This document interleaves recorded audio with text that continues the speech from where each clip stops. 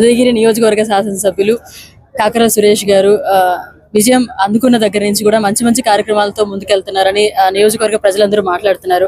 ఎలా అనిపిస్తుంది సార్? ముందుగా మీకు HN9 టీవీ తరపున నూతన సంవత్సరం మరియు సంక్రాంతి శుభాకాంక్షలు.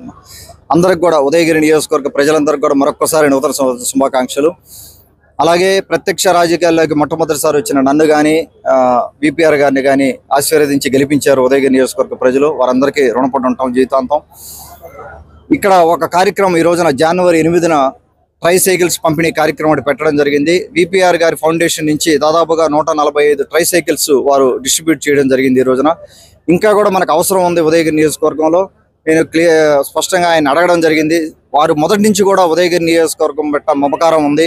వాళ్ళు ఇక్కడ తిరిగారు, అంటే ఇక్కడ ఉన్న పేదల పరిస్థితి చూశారు, మౌలిక వసతులు లేని విధానం చూశారు. ప్రతి ఒక్క కుటుంబం దాదాపుగా 90,000 కుటుంబాల్లో అన్ని కుటుంబాల బాధలు ఉన్నాయని చెప్పడం లేదు. వాళ్ళలో చాలా మంది పేదలు ఉన్నారు. ప్రతి ఒక్క కుటుంబం ఆదాయం పెరగాలనే ఉద్దేశంతో ఈ ట్రైసైకిల్ గాని వాళ్ళకి ఇస్తే వాళ్ళు ఏదో ఒకటి చేసుకొని వాళ్ళ జీవనోపాధి కోసం ఇప్పుడు కలెక్టర్ గారు కూడా చెప్పడం జరిగింది. వాళ్ళకి కూడా నేను సపోర్ట్ చేస్తాను, ఏదో ఒకటి వాళ్ళకి ఉద్యోగం వచ్చేలా చేస్తానని చెప్పి వాళ్ళ ఉద్యోగం కూడా చేసుకొని వాళ్ళు ఫ్యామిలీ ఆదాయం పెంచుకునే దానికి అవకాశం ఉంది. కలెక్టర్ గారు కూడా విశిష్ట అతిథిగా ఇక్కడికి రావడం జరిగింది. ఇక్కడ అందరినీ ఆశీర్వదించడం జరిగింది వారిని కూడా. అలాగే VPR గారు ఇది ఒక ప్రోగ్రామ్ అనే కాదు, ఏ ప్రోగ్రామ్ అయినా ఒక సిస్టమేటిక్ గా వాళ్ళ ఒక టీంని పెట్టి ఒక కంపెనీ రన్ చేసినట్టు రన్ చేస్తున్నారు వాళ్ళు. ఎందుకంటే ఆయన చదువుకున్న వ్యక్తి, ఎంతో ఎక్స్పీరియన్స్ ఉంది, బిజినెస్ పరంగా కానీ ఎంతో ఎక్స్పీరియన్స్ ఉంది. ఏది చేసినా ఒక ప్రాసెస్ ప్రకారం చేయడం కానీ.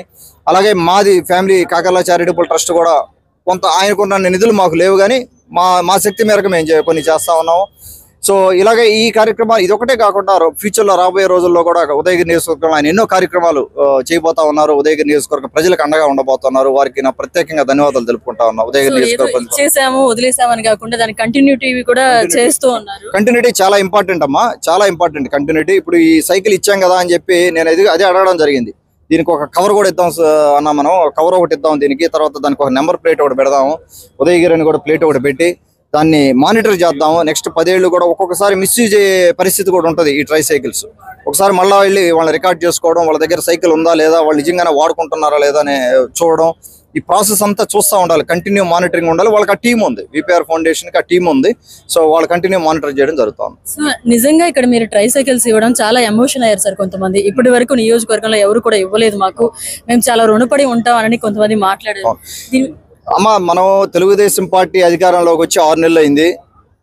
6 నెలల్లో నాకు తెలిసి ఇంతకుముందు ఏం చేశారు అనేది నాకు పూర్తిగా ఐడియా లేదు. ఇక్కడ నేను కొత్తగా అమెరికాలో ఉండి రావడం జరిగింది. గత 2-3 సంవత్సరాలుగా నేను ఇక్కడ పరిస్థితులు చూస్తూ ఉన్నాను. ఇక్కడ చేయాల్సింది చాలా ఉంది. 6 నెలల్లో మా శక్తి మేరకు చేయగలిగిందంతా చేస్తా ఉన్నాము.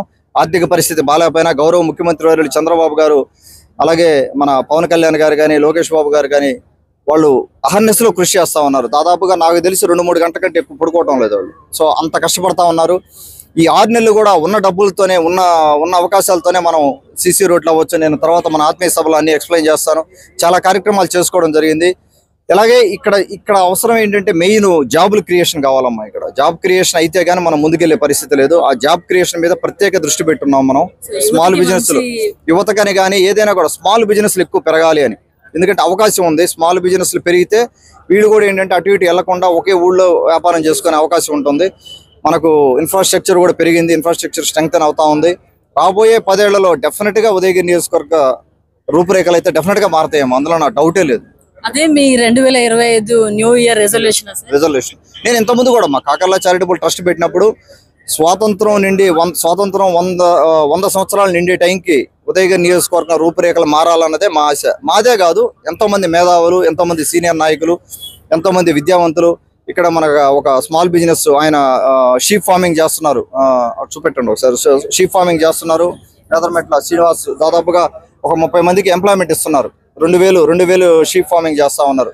అటువంటి వారు యువత వాళ్ళు లండన్లో వచ్చారు. లండన్లో ఉండి 5 ఏళ్ళు యూకేలో ఉండి ఇక్కడ వచ్చి బిజినెస్ చేస్తా ఉన్నారు. ఇక్కడికి వచ్చి జనరల్గా ఏంటంటే బయట కంట్రీస్లో ఉన్నవాళ్ళు ఇక్కడికి వచ్చి ఉండాలన్నా అంత ఈజీ కాదు, ఇక్కడ ఉన్న హీట్కి కానీ వాటికి. సో వారు వచ్చారు. అలాగా వారిలాగా ఇంకా చాలా మంది ముందుకు రాబోతున్నారు. ఇక్కడికి ఇండస్ట్రీస్ పెట్టబోతా ఉన్నారు. స్మాల్ బిజినెస్లు ఎక్కువ పెంచబోతున్నాం మనం. మా శక్తి మేరకు ఈ 5 ఏళ్లలో చేస్తాం. తర్వాత నెక్స్ట్ 5 ఏళ్లలో ప్రజలు అవకాశం ఇస్తే తెలుగుదేశం పార్టీకి డెఫినెట్ గా 10 ఏళ్లలో ఉదయగిరి నియోజకవర్గం రూపులేఖన ఒక స్టెప్ అయితే పడుతుందమ్మా.